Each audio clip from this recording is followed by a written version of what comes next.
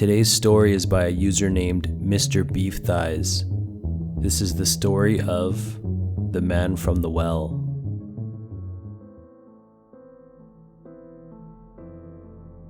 I bought this house 8 months ago to be closer to my son and his mother.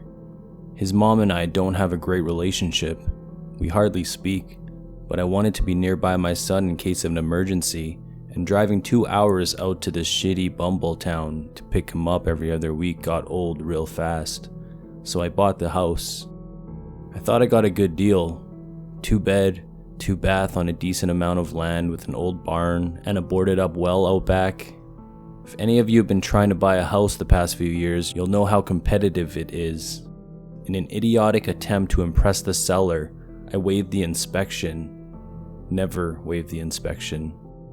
The house was falling apart, foundation was crumbling, termites in the subfloor, leaky roof, water damage because of the leaky roof.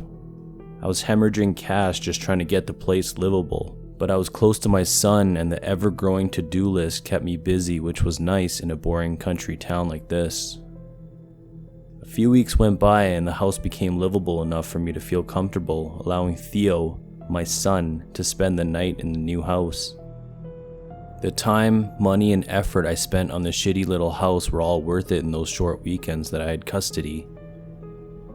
We slid around the hardwood floors in our socks, played hide and seek in the dilapidated barn, and at night we laid in the middle of the giant backyard and stared up the infinite number of stars in the dark rural sky as fireflies floated around us. He loved it, so I loved it. Eventually my to-do list arrived at fill in the well. I mean, what was I going to do with an old dried up well in the backyard? I'm not a farmer and I'm pretty sure the water isn't safe to drink if there's still water in there. The well added nothing but risk. What if Theo fell in while we were playing hide and seek? I approached the well for the first time since buying the house. It sat about 50 yards from the backup from the house behind the old barn. It was a small ring of gray stone that rose about 3 feet out of the earth around it. It was covered with a rotting plywood lid, on top of which stood a pile of dirt and stones to weigh it down. I never should have taken the lid off the damn thing. I pushed the stones off the side and pulled the plywood off the stone opening of the well. I peered over the side and immediately felt a jolt of cold lightning shoot through my body as I saw a shadowy face staring back up at me from the bottom. A moment passed before I realized it was my own face staring back up at me, reflected off of the black water at the bottom of the old well. I had been expecting the well to be dry by how old it looked. I guess it had to be at least 70 years old and the water table should have dropped by now. I took another long look down the well at the black water so far below. I realized I didn't have the tools or know-how to pull this job off and started to back away from the well when a few bubbles floated to the surface of the dark water. I watched as the bubbles dissipated and the surface of the water returned to its smooth mirror-like stillness. A few days after I pulled the lid off that well, my tools went missing. I kept them in the barn out back and couldn't find them when I went out back to grab a handsaw. I chalked that one up to me being a bit too trusting of my new country neighbors. I figured crime wasn't just a city issue after all. I spent what little money I had on some new tools and a padlock for the barn. A few weeks later, the padlock went missing along with my new tools. This time I called the police, who couldn't do much other than to file a report. I couldn't afford new tools. I was barely keeping my head above water with house payments, and I spent most of my savings on home improvements. That's what I get for buying a house when interest rates are through the roof, I guess. The next thing to go missing was on my son's bike. We usually left it propped up on the side of the house, but one morning I woke up and it was gone. This really pissed me off. For the next few nights I stayed up late peeking out of windows with my phone in hand ready to call the police. I saw it for the first time a little after 3 a.m. I heard footsteps in my backyard and I crept towards the rear of the house and looked out the window. I saw the black outline of a man obscured by shadow as he slipped into my now unlocked barn. A moment later, I saw him re-emerge from the barn dragging the only tools I had left in there, my shovel and a sledgehammer. I picked up the phone to call 911 when the man did something strange. He walked over to the well and tossed a shovel down the well shaft. I put down the phone and watched the man curiously as he heaved the sledgehammer up over his shoulder, then tossed it down the shaft as well. I stood there watching the man, furious. Getting stolen from is one thing, but for someone to take your things only to destroy them, that was frustrating, especially since I didn't know anyone in the area who would do that to me. I got a hold of my anger and started to dial when I saw the man sit himself on the stone lip of the well, then without warning or hesitation fall backwards into the well shaft. Instinctively, I rushed to help the man, grabbing a flashlight on my way out of the house. I reached the well and called out to the man before shining a beam of light down the deep abyss, only to see the light reflected off of smooth, black water. I phoned the police, who arrived 15 minutes later. I told them the story, and within an hour they had jerry-rigged a ramshackle police system and were lowering someone from the rescue team down into the well. I'll spare you the details, but they found nothing. No shovel, no sledgehammer, and no body. In addition to that, I got slapped with a hefty fine for abusing emergency services, but I know what I saw. Thank God Theo wasn't staying with me that night. Things kept going missing. I wasn't sleeping. I'd stay awake for days at a time watching my property, only to eventually doze off. I'd wake up the next morning with my garden hose and wind chimes missing. One morning, I woke up to find 2 of the tires had gone missing off of my truck. I lost my job the morning of the truck incident. My performance had been slipping, and me not showing up to work, that day was the final nail in the coffin, as if I wasn't stressed enough. The one thing that kept me sane was Theo. I craved the weekends he stayed with me, but I was even failing in that category. I was too stressed to laugh at his jokes and too tired to play games. Once while playing hide and seek, he told me to sit on the couch and count to 100 before looking for him. I fell asleep before I got to 30. That one ruined the entire weekend. I felt like such a shit dad. I was burning through what little savings I had and decided I need to sell the house.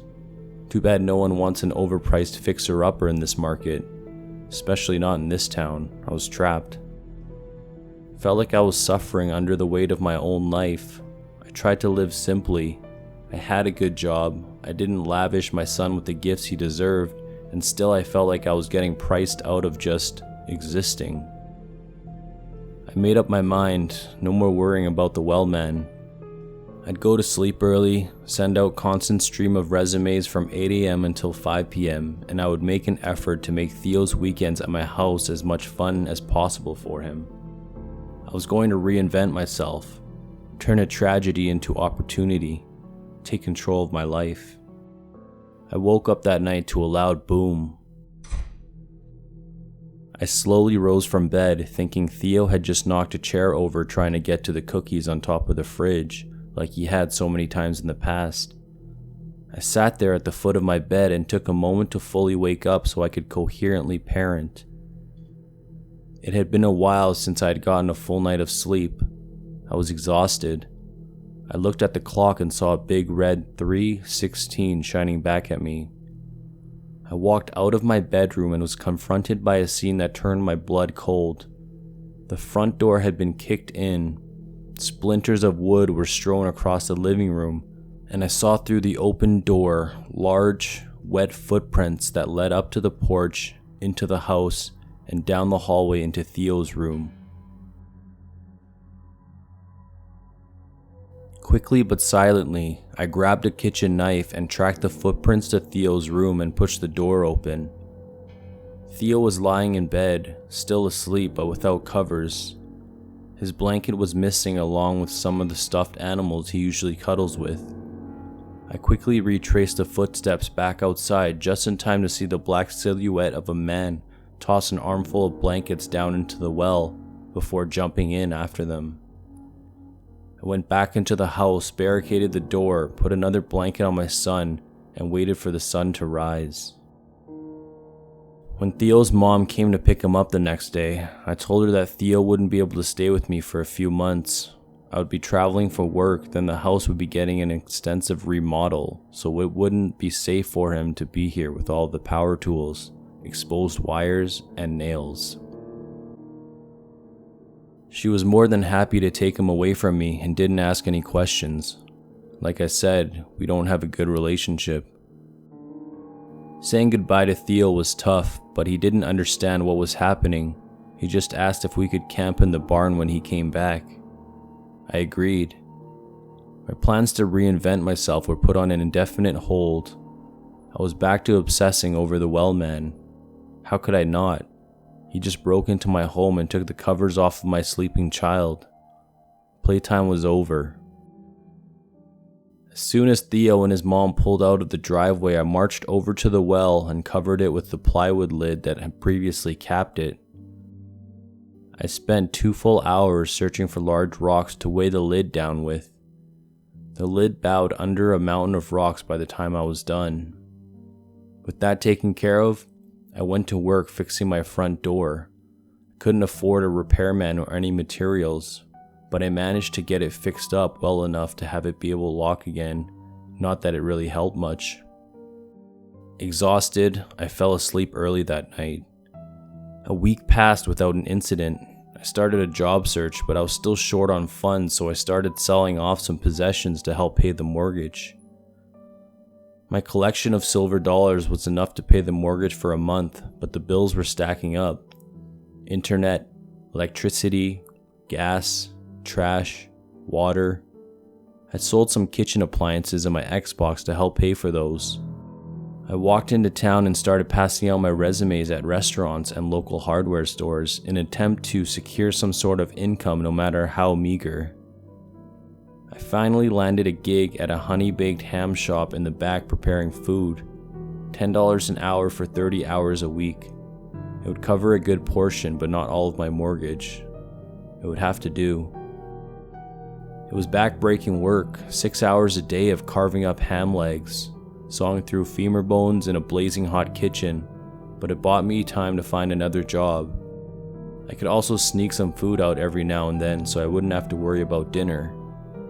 By the time I got home every night, I was wiped out and covered in meat juice and bone marrow. I'd shower and immediately pass out. I was so tired I didn't even wake up the next time the thing came into my house. I woke up in the morning to again find my front door kicked in and the same watery footsteps charting a path from the front porch and into my living room. This time it took my television. I walked out into the backyard and found the lid I had placed on the wall had been pushed over. I flew into a rage. What was this thing? Was I going crazy? This had to stop. I couldn't just wait for this thing to clean me out. I walked back into town and went to the hardware store where I had just tried to get a job a few days before. I bought a sledgehammer on credit and dragged it all the way back to my house where I took to dismantling the well. I hammered the side of that well with the sledgehammer for nearly 30 minutes before I realized I wasn't making any progress. No matter how hard I hit it, that small circle of stone stayed intact. I couldn't even find a place where I'd chipped one of the stones. Defeated, I dropped the sledgehammer on the ground where I stood and went to get ready for work. The sledgehammer was gone when I woke up the next day. I started getting paranoid again. I felt like a rat in a maze, or more accurately, like Theseus in King Minos' labyrinth, lost, afraid, and knowing that trapped in here with me is a monster that I'll have to battle in order to survive. I kept grinding at work and I kept selling off more possessions to survive. Golf clubs, microwave, extra linen, love seat, now empty TV stand were all sold to help cover the bills. It wasn't long before the house was nearly empty. I still had a refrigerator, a simple wooden chair, and a few pots and pans. My bedroom consisted wholly of a mattress on the ground with my clean clothes stacked neatly in one corner of the room and my dirty clothes thrown in a pile in another corner. If I didn't get an offer on the house or a better job soon, I'd run out of cash within 2 months. Things were desperate. One night as I lay in bed thinking about how badly I'd fucked up my life, I heard it. Heavy footsteps paced around the outside of my house, accompanied by a low groaning that was barely audible. I sat up in bed and strained my ears to listen. The footsteps circled my small house once, then I heard 2 heavy footfalls on the front porch. It was here. I left my bedroom and stood in the foyer, frying pan in hand, ready to launch an attack at the thing that had ruined my life as soon as it walked in.